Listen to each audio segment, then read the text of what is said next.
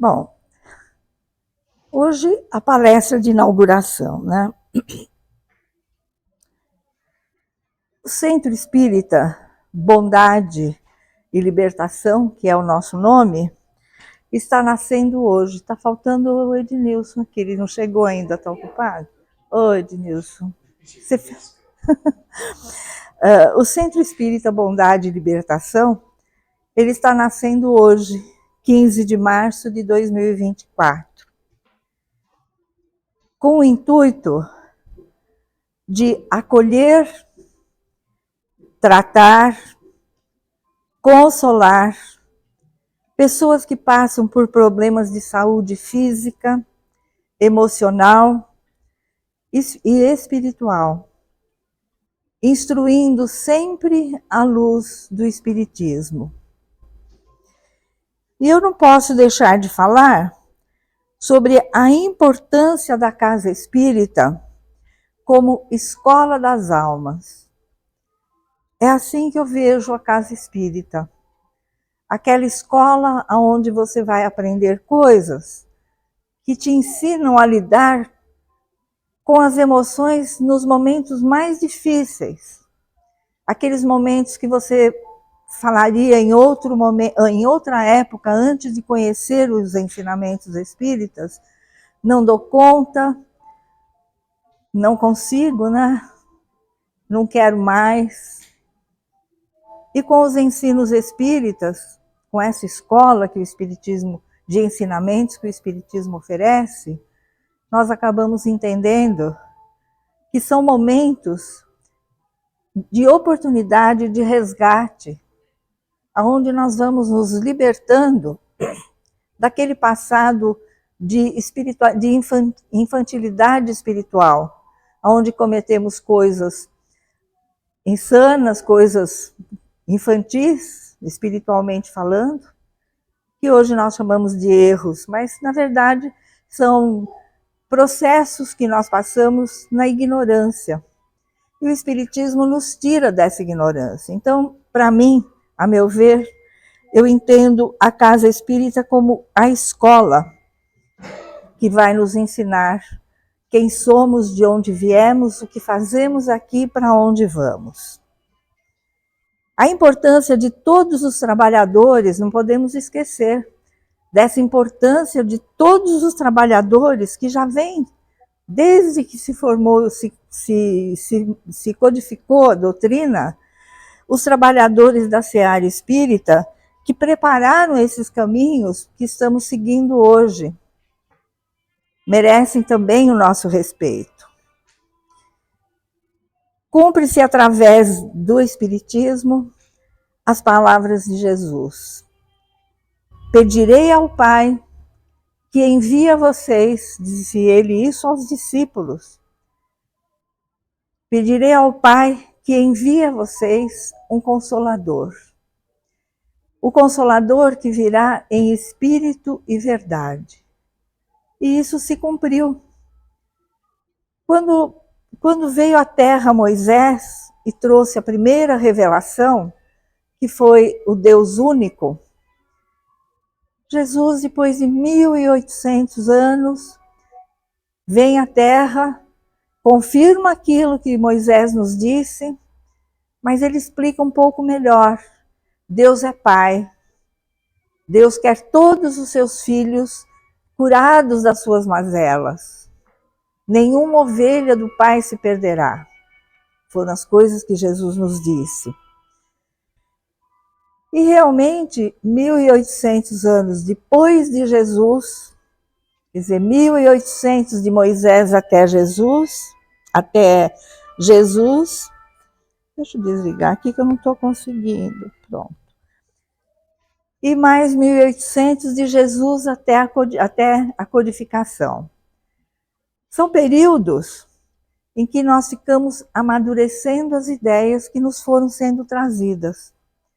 E depois, então, Jesus, sendo morto aqui pela humanidade, né? Desencarnando aqui nas condições que todos nós sabemos, conhecemos, ele parte para a espiritualidade e continua a desenvolver completar esse trabalho que não terminou, que vai continuar. Nós temos aqui hoje a codificação, mas daqui, sei lá, mais 1000 e tantos anos, nós vamos ter mais orientações.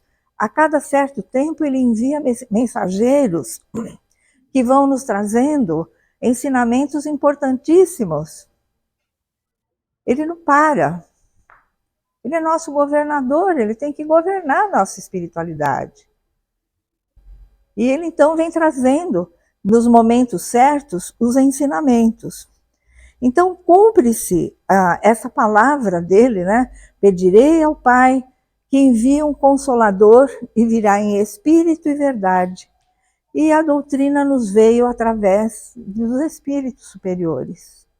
Espíritos que, preparados por ele, nos trazem todas essas mensagens que foram codificadas por Kardec. E por que verdade? Ele fala em espírito e verdade, então veio através dos espíritos. E por que verdade? Quando Kardec estava passando a limpo, né, as mensagens, analisando as mensagens, que ele ouve aquela passagem que ele ouve bater na porta, ele vai ver, não tem ninguém, ele vai de novo, volta lá, não tem ninguém, e ele questiona à noite com o Zéfiro, tinha alguém querendo falar comigo? E o Zéfiro fala, sim, o teu mentor. Mas quem é o meu mentor? Não sei, pergunta a ele. E Kardec pergunta. Então vem a resposta, através de uma médium, me chame verdade. Então nós tínhamos ali o próprio Jesus como mentor de Kardec.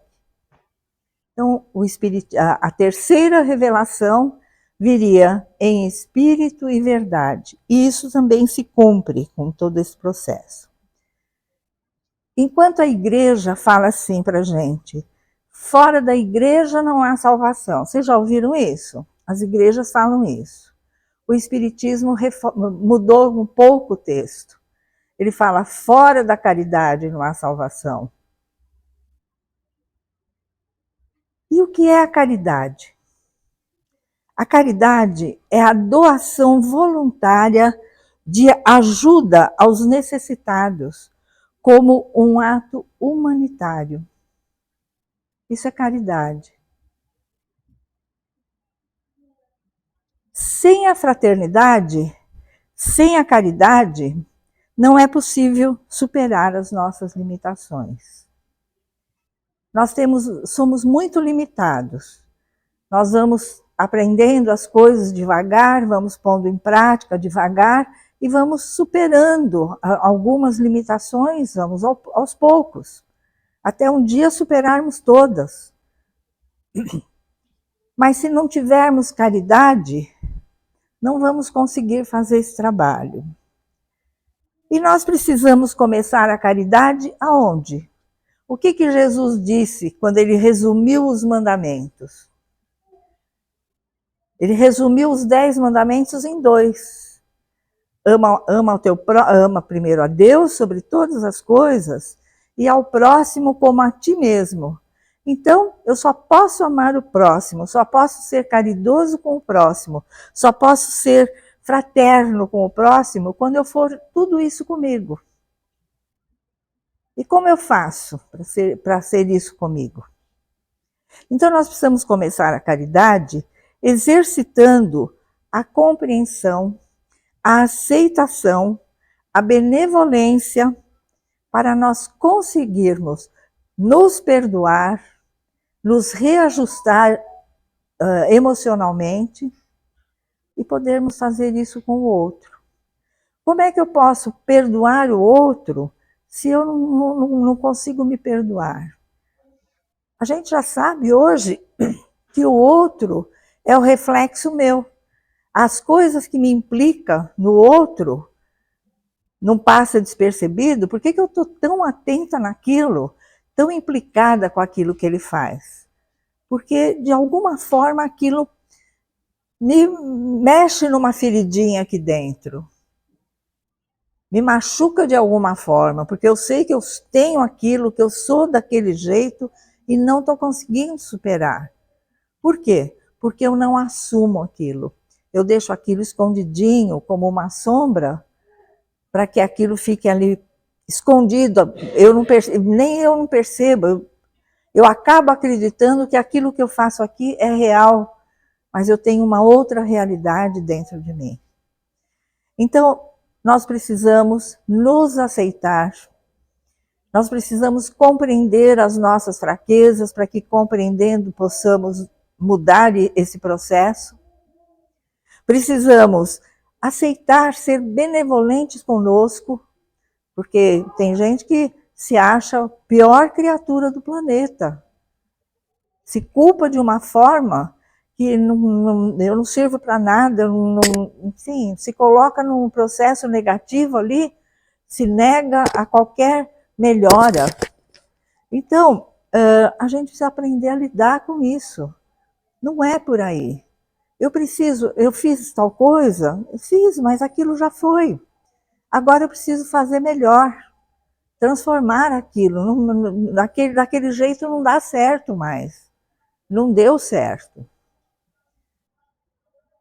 Bom, então, a importância de todos os trabalhadores da seara espírita que prepararam o caminho para o espiritismo é importantíssimo para nós.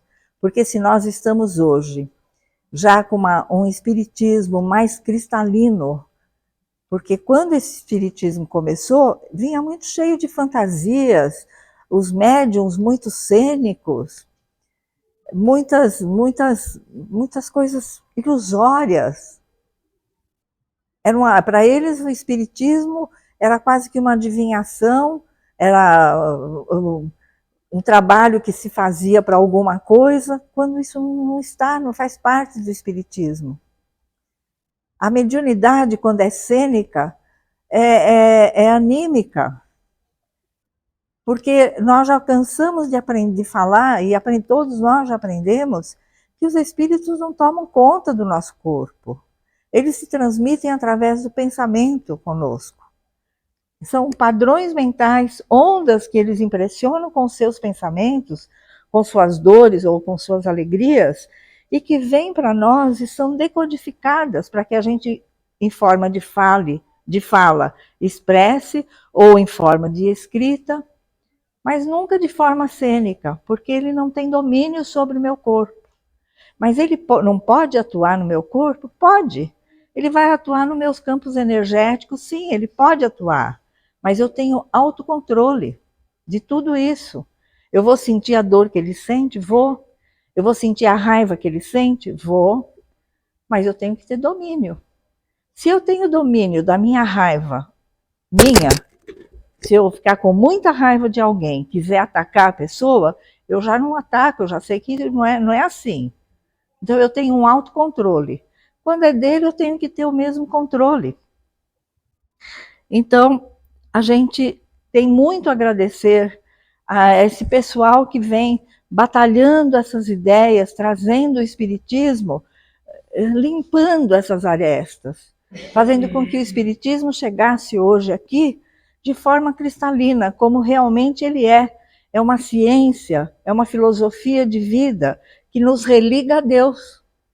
Só isso. Se eu não quiser ter um rótulo espírita, eu sou espírita, você não precisa ter rótulo, você não precisa ser seja o que você quiser, desde que você siga essa filosofia do bem, da benevolência, da paz interior, né? Promovendo essa paz em você e nos outros, está tudo certo. É uma ciência que ensina para a gente as possibilidades de melhora. E nós precisamos agarrar essas possibilidades, sem fantasias. Então, enquanto a igreja vem dizendo que fora da caridade não há salvação, aliás, fora da igreja não há salvação, o Kardec rebate. Não, fora da caridade não há salvação. E a caridade nós já entendemos o que é e que temos que começar em nós. Se fizermos, a gente tem o hábito de falar assim, essa pessoa vai atender ele porque ele é um necessitado. Vocês já ouviram falar isso? A gente não fala, é comum a gente falar, né? Mas nós vamos ter uma surpresa.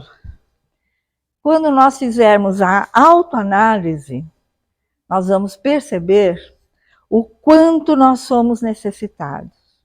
Nós somos extremamente necessitados. Nós não nos aceitamos, nós não nos compreendemos, nós temos as nossas limitações. Se nós, olha só, aquele necessitado que eu falar, vai atender ele lá com o passe que ele é necessitado, ele tem tudo isso. E eu? Eu também sou assim. Então, quando a gente fala o necessitado, parece que a gente se exclui. Eu tô fora disso. Não, eu estou dentro disso. Assim como ele precisa de ajuda, eu preciso de ajuda. E como que eu preciso me ajudar? Fazendo a minha autoanálise. E o que eu devo ensinar para ele? Ensiná-lo a fazer a autoanálise também. Ensiná-lo a mudar padrões de pensamentos. Ensiná-lo que não adianta só ele vir ali tomar o passe e não fazer mais nada para melhora. É a mesma coisa que ir no médico e não tomar o remédio. Ele vai dar a receita e você não toma o remédio. Adiantou ir no médico? Desculpa, minha garganta estava secando. Então agora a gente já tem noção de mais ou menos de quem nós somos. Nós temos vaidade? Temos. Ah, mas eu não tenho vaidade. Você pensa que não tem. Mas em algum momento você vai perceber que desperta em você uma vaidade. Vem um elogio a mais ali, você fala, você sobe no salto. Não é assim? Quando você vai ver, você já está no salto. Na minha idade não dá mais, então eu já estou livre disso. Será? Então, continuando aqui, eu recebi uma mensagem, por isso que eu parei. Então, nós precisamos passar esses ensinamentos do que nós vamos observando em nós para o outro, porque é assim que nós vamos ajudar. Se eu não sei o que eu sinto, não sei o que está dentro de mim, o que minha essência espiritual pede, porque cada um de nós todos somos espíritos, mas cada um de nós tem as suas carências, as suas necessidades emocionais, espirituais. Então nós precisamos fazer esse trabalho conosco e ajudá-los a fazer. Jesus então disse, repetindo o que ele disse, ama a Deus sobre todas as coisas. E no segundo, semelhante a esse, ele fala, amarás o teu próximo como a ti mesmo. E alguém muito atrás lá, muito tempo, disse, conhece-te a ti mesmo, né? Vocês lembram disso? Né? Esta casa tem o objetivo de acolher, mostrar caminhos, mostrar inclusive aonde as atitudes estão criando empecilhos para você caminhar para frente. Mostrando inclusive por que nós passamos por tantas dores, por tantas angústias, por tanto sofrimento. À medida em que eu vou trabalhando isso em mim, a caridade faz com que eu faça isso com o outro também. Fez bem para mim? Vou passar para o outro, tem que fazer bem para o outro também. A caridade não está só em pôr o pão na mesa para o outro. À medida em que você põe o pão ali na hora que ele está precisando, ele precisa daquele pão, você precisa também alimentar a alma dele. Imagina como é que está a alma dessa criatura que não tem o pão para pôr ali para o filho. Será que ele precisa só do pão? Ah, então eu dou uma cesta básica e estou livre. Nós precisamos pensar, repensar nessa caridade nossa. Esta casa tem como objetivo mostrar que todas as situações que chamamos de problemas têm solução. E tem um escritor chamado, já desencarnado, chamado Wayne Dyer, que ele escreveu um livro que fala todo problema tem solução. É o nome do livro. Nós temos que dizer a ele que nós nunca estamos sozinhos, porque aquele que nos procura desesperado, angustiado com os problemas, cercado pelos problemas, sem encontrar uma saída, o fio da meada, ele acha que ele está sozinho nisso, eu estou perdido. Então, dizer para ele, não, nós não estamos sozinhos, nós temos sempre um anjo guardião tentando abrir frequência, olha, isso é importante, tentando abrir frequência comigo, com a gente, para que ele possa nos inspirar a um caminho, a uma solução para aquele problema. E por que eu falei prestem atenção nisso? Porque ajuda, está aqui. Jesus, os espíritos que ele envia para nós, a força divina já está toda pronta nos ajudando. Está pronto, está tudo pronto aqui. Mas é preciso que eu vire o dial do meu rádio nessa estação. É preciso que eu conecte.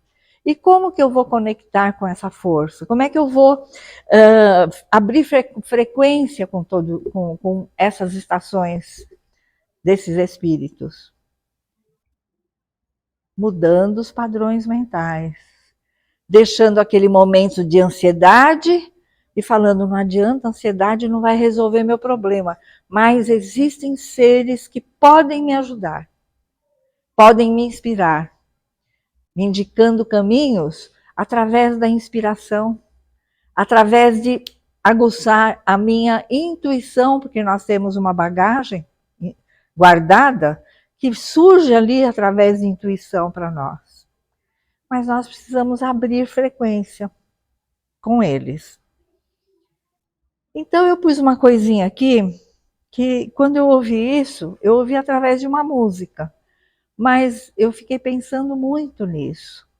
E hoje eu uso isso quando eu leio qualquer evangelho, de Marcos, Mateus, qualquer um, quando eles falam, Jesus disse isso, Jesus fez isso, falou aquilo, ou fez aquilo, fez tal coisa. E eu fico pensando, o que será, quando ele disse isso, que ele estava pensando naquele momento? E a música, eu não vou cantar, porque minha voz não dá. Mas eu mandei de Nilson cantar. Eu acho que eu também não. Não. A musiquinha é assim, nós precisamos amar como Jesus amou. Sonhar como Jesus sonhou. Pensar como Jesus pensou. Inclusive, quando eu li isso, me veio assim na mente, uma bem-aventurança. Jesus falando, bem-aventurados os simples. O que vocês acham que ele estava pensando naquela hora para falar isso para eles? O que ele estava observando ali, vendo acontecer, que despertou essa ideia para eles, de falar, bem-aventurados os simples? Ninguém consegue chegar? E aí, seu Milton? Ednilson, seu Milton, ele é fundador, né, do Irmão Agostinho. Viu? Veio nos prestigiar. Ele e a dona Julinha começaram lá. Então, quando eu vi isso, pensar como Jesus pensava, me veio assim, quando Jesus disse bem-aventurados os simples, o que ele estava pensando? E me veio logo uma ideia. Ele estava desagradado, ele estava em desagrado com a forma como a sociedade da época lidava com o mais simples. O mais simples era tratado à margem da sociedade, né? Eles eram desprezados. E aqueles que eram doentes, então, leprosos, aleijados, né, entre aspas, um termo que eles usavam que a gente nem usa mais, eram à margem. E Jesus lutou, a luta dele foi contra isso. Então, quando ele diz bem-aventurados os simples, é porque eles estão resgatando daquela forma tão triste, naquele abandono, naquela doença, mas que eles vão sair vitoriosos disso. E aqueles que estavam no poder, na vaidade, no orgulho, vão ter que passar muitas encarnações amargando aquilo tudo, o que eles fizeram com esses sentimentos. Então, é muito importante no estudo do Evangelho a gente analisar. Jesus estava alegre, por que ele estava alegre naquele momento? Qual era a situação daquele momento para aquele sorriso? Qual era a situação para aquele momento de mais seriedade que ele tinha?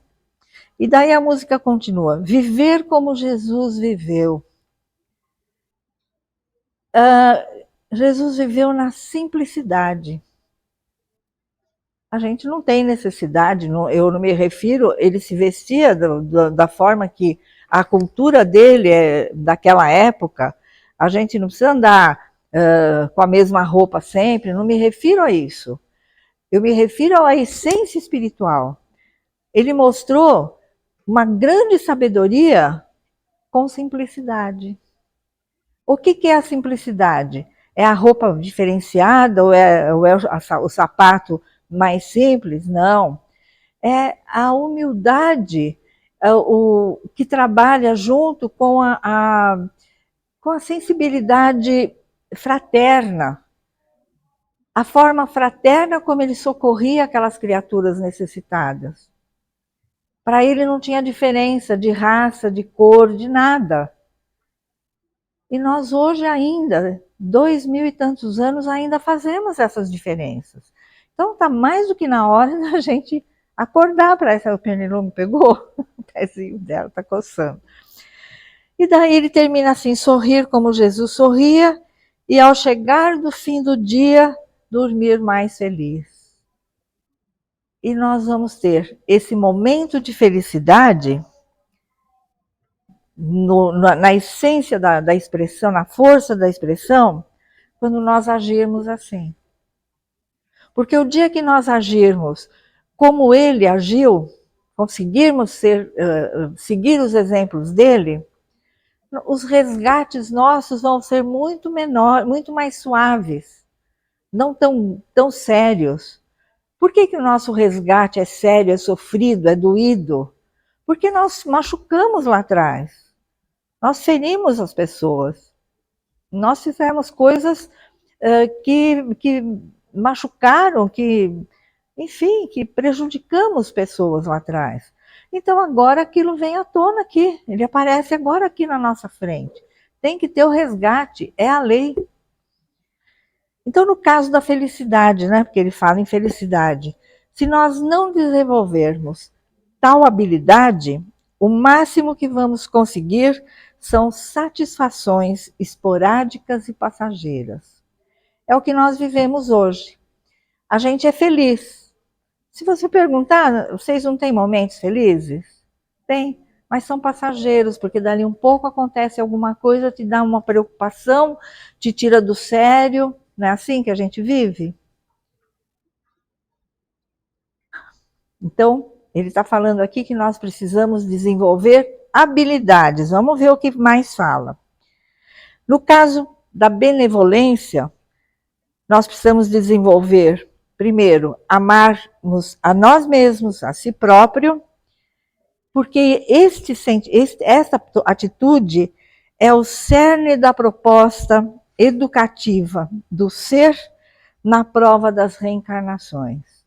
Eu não vim aqui só por causa do outro. Eu vim aqui porque eu preciso aprender algumas coisas. Se eu estou enroscada aí numa situação complicada, eu preciso aprender, me livrar daquilo e entender que aquilo foi produto de uma atitude mal resolvida lá atrás. Para a felicidade, é preciso desenvolver. Ele falou que precisa desenvolver alguma coisa, né? Para a felicidade. Então vamos lá. Resignação. O que é a resignação? É você conhecendo, nós já sabemos que nós temos a lei de causa e efeito, que o que nós passamos é efeito das coisas que causamos lá atrás. Nós já sabemos disso. Nós já sabemos, por exemplo, quando a dor é de uma perda de um ente querido, nós já sabemos que a vida é assim, que todos nós nascemos, vivemos e morremos. A gente sofre com essa perda, a gente chora, sim, a gente precisa chorar essa dor, a gente precisa viver esse luto. Essa dor tem que ir devagarzinho saindo de nós, porque é um ser amado que estava ali.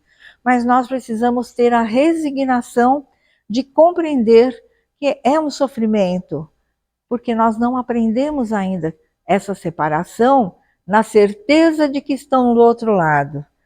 Na verdade, a gente fala que tem certeza, mas quando você se coloca num desespero, você está em dúvida. Porque se ele continua vivo, você não precisa aquele desespero todo. Você vai sofrer a separação, vai chorar a separação, mas você tem ali a resignação, a compreensão. Então ele fala assim: para a felicidade você precisa desenvolver algumas coisas: a resignação, a compreensão, que compreender que o que passamos faz parte dos desígnios das leis divinas num processo de causa e efeito, que é o que eu acabei de falar. E nós temos que entender que a espiritualidade que governa todos os nossos processos reencarnatórios, nos orientam nesses processos, eles nunca vão permitir que a gente traga alguma coisa que a gente não consiga, não possa, mais pesado do que a gente possa carregar. Tem até o ditado que fala que a cruz nunca é maior do que eu possa carregar, né? Mais pesado. Então, quando a gente faz toda aquela cena de não consigo, não aguento, é porque você não cai em si, na realidade do porquê nós viemos para cá, porquê nós passamos por tantas dores, por tantas dificuldades.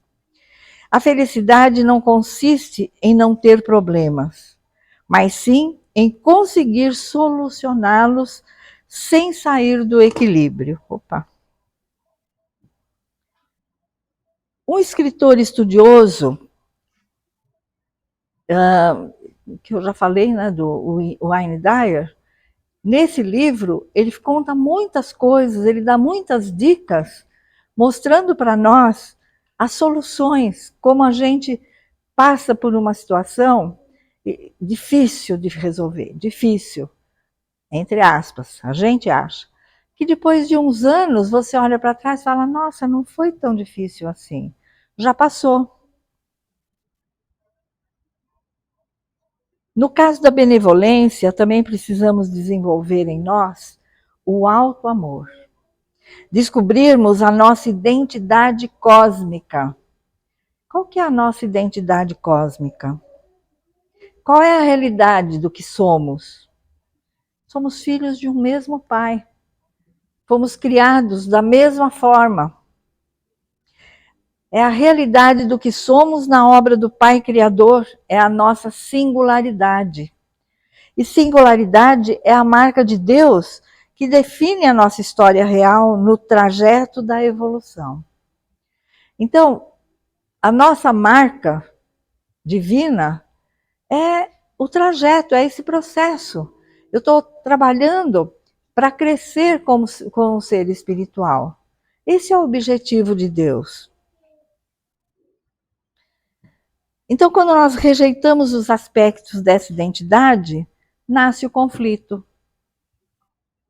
que é a tormenta interior da alma. Então, a lição que fica hoje aqui é que nisso que nós falamos aqui, nessa troca de ideias que tivemos aqui, o que fica para nós? Aquele pontinho aonde surgiu um problema, vamos refletir. Por que essa dificuldade minha em resolver isso? Refletir um pouco mais sobre os meus sentimentos. Qual é o sentimento? Será que é a vaidade que está deixando, que não deixa eu resolver para que eu não me exponha? Enfim, fazer essa autoanálise, que é a grande pedida da doutrina. Olha para você, ame-se, respeite-se, cumpra o seu papel na vida, primeiro em você, para que você possa cumprir ajudando o outro. Bom, então agora nós vamos falar um pouquinho sobre essa casa. Palestra aqui, o que tinha que falar eu já falei, agora nós vamos falar sobre essa casa. Essa casa tem uma história, e essa história tem que ser preservada para um dia daqui, sei lá, quando a gente nem estiver mais aqui, né? Eu vou antes, você é muito novo. Mas a gente nunca sabe. Nunca sabe, é verdade, é verdade. Já estou mais perto ainda. Mas, é melhor a gente mudar o assunto, senão vai ficar ruim aqui. Também acho. Onde tudo começou? Meados de 2019, mais ou menos, em uma negociação de imóveis, esse local foi adquirido para ser futuramente vendido. Só que no peito de um homem, cadê ele? Está acontecendo alguma coisa? Ela não quer sentar em algum lugar? Ah. Então, mas no peito de um homem vibrava um coração, no coração, fortemente a intenção de lutar contra a destruição dos biomas do planeta, do nosso planeta, e de certa forma ajudar também o homem a voltar para as suas raízes, para os seus reais valores. Sabemos que nós não conseguimos fazer isso no macro. Ninguém vai conseguir. O homem está num ponto de destruição da natureza que eu sei que se eu começar aqui, se ele começar, se alguém começar, não vai conseguir fazer no mundo inteiro. Mas se nós não fizermos alguma coisa, nunca vai acontecer nada. Então, esse coração, né, que estava ligado na natureza, tanto na natureza, nas plantas, nos animais e na natureza humana também, ele entendeu que podia, não no macro, mas no micro, ele poderia fazer alguma coisa. Assim ele resolveu não se desfazer de tudo isso. Se tiver alguma coisa errada, você me corrige. Ideias foram surgindo, esse espaço, poderia se transformar num lindo bosque, ali onde os animais estariam livres da ambição cruel, agressiva do homem, mas que também esse espaço poderia ajudar a humanidade a se religar à fonte da vida, Deus. E daí, como fazer isso sozinho? Era o que ele pensava consigo. Só lembrando que Deus escreve certo por linhas tortas. Como fazer isso? Você não sabia, mas uma hora aconteceu. E a vida, seguindo os objetivos do Criador, o conduz a um ambiente onde ele assiste algumas palestras, faz amizade com alguém que tem o mesmo ideal, não tantos ideais quanto ele, né, de fazer um bosque, de cuidar, né, de tantos animais, mas que tem os ideais também de ajudar a humanidade a uma condição melhor. E firma-se aí uma amizade criada por sintonia. Assim estamos aqui hoje, eu, o Ednilson, abrindo aqui as portas dessa casa, com toda a simplicidade ainda, porque estamos começando, né, Ednilson? Mas a gente vai caminhando devagar, tudo começa de baixo para cima, né? Se a gente começa de cima para baixo, pode cair também, né? Então, e nós estamos aqui, então, desenvolvendo, oferecendo aqui o nosso melhor. E o nome? Como foi escolhido esse nome? Também tem uma história, isso. A vida também se encarregou disso. Nesse espaço, Ele passa momentos de paz, de harmonia, há espaço para ele replantar as suas árvores, porque ele persiste na ideia de fazer um bosque, não é assim? Ele tem um espaço maravilhoso lá para trás, gente, ele tem coisas lindas lá para trás. E há espaço aqui para tudo isso, a ponto do seu microsistema formar aos poucos lindo bosque, ou uma mata, como queiram, e tem espaço ainda aqui para construir um local onde ele possa realmente ajudar também as pessoas, que é uma casa espírita. Ele, em algum momento, ele coloca aqui um rapaz para trabalhar com ele, ele foi firmando uma amizade com esse rapaz, um ajudando o outro nas suas emoções, né? Porque se o rapaz tem emoções para serem resolvidas, a gente também sempre tem, né? E ele fez isso muito bem. Tão bem que quando ele falou para esse rapaz que ele iria fazer aqui nesse espaço uma casa espírita, o rapaz falou para ele: coloque o nome Bondade e Libertação. Eu acho, não sei, que ele sugeriu esse nome porque ele sentiu isso da parte do Ednilson. O Ednilson acolheu ele com bondade, sem reparar nas suas limitações, que a gente chama de defeitos, mas não são defeitos, são limitações, ajudando no que pôde, e ele sentiu esse amor.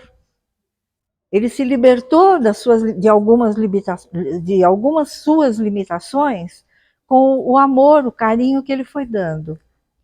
E por isso ele sugeriu esse nome. E eu me lembro muito bem que outro dia, conversando com ele, com o Ednilson, eu falei: e aí, Ednilson, quando ele me fez a proposta de vir para cá, eu falei: e aí, como é que vai chamar essa casa? Ele foi taxativo, ele até fechou o sorriso. Ele falou assim: olha, é o seguinte, eu vou pôr nas suas mãos os trabalhos, os estudos, você faz a casa o que você quiser, mas o nome eu não abro mão. E isso se chama amor. Isso se chama respeito pelo semelhante.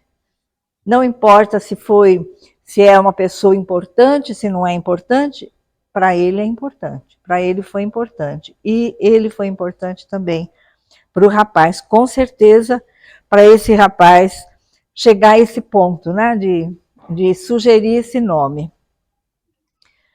Para encerrarmos aqui, eu estava escrevendo tudo isso aqui, a história que ele foi me contando, e eu senti a presença do mentor. Não é meu mentor de vida, é meu mentor dos trabalhos, o Dr. Ludovic.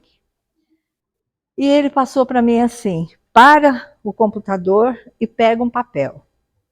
E eu peguei o papel e ele começou a passar para mim: eu vou continuar a trabalhar contigo, ele disse. Mas eu queria passar para você os mentores da casa que vocês estão abrindo. Falei: opa, tem mentor aí no meio que nós vamos ficar sabendo quem é, porque tem casas que não sabe quem é o mentor, né? E ele fala assim: esse mentor, um dos mentores já trabalha conosco, que é um médico também, e que vai ser mentor dessa casa a meu pedido do Dr. Ludovic, que se chama Francisco de Menezes Dias Cruz. Ele é um médico, foi um médico homeopata, ele ele lutou muito para que a homeopatia se fortalecesse no meio clínico, né? E ele também lutou por esse lado espiritual das pessoas. Ele se identificou na Casa Espírita Brasileira, na Federação Espírita Brasileira, e ele chegou, eu acho que ele chegou a diretor de lá, não tenho certeza. Então esse médico já é mentor dessa casa, e mais um mentor que é o mentor dele, de vida. O mentor que com ele fizeram o trato lá: ó, você vai caminhando a tua vidinha lá, vai chegar num ponto que eu vou te ajudar e você vai abrir uma casa espírita. E foi incentivando ele nesse processo de tudo isso que ele ama. E daí eu perguntei o nome desse mentor. Ele falou, ele não quis dar. Ele falou, não, ele não quer dar o nome para que não crie impacto ali na vida dele também, nada disso, que não crie sugestões, né? E ele falou, quando vocês quiserem me chamar, ou o Ednilson quiser falar comigo, ele dá um nome para mim, fictício. Se não, me chamem apenas de um mentor amigo.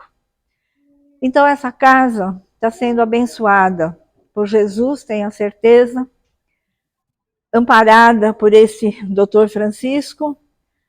E olha que interessante, o Dr. Francisco, ele trabalha com a natureza também. Trabalham com ele um xamã ocidental que se chama Maramael, que trabalha com as ervas. E trabalha com esse médico também, um alquimista que se chama Pai João. Então, tem tudo a ver com ele, né? Com as coisas dele. E assim nós vamos encerrando a noite. Eu sou muito grata a vocês por terem vindo me prestigiar aqui e que nós possamos todos ser abençoados por esses amigos espirituais, por Jesus, e você faz a prece de encerramento. Pode ser? Então vem aqui, ó, para eles enxergarem você.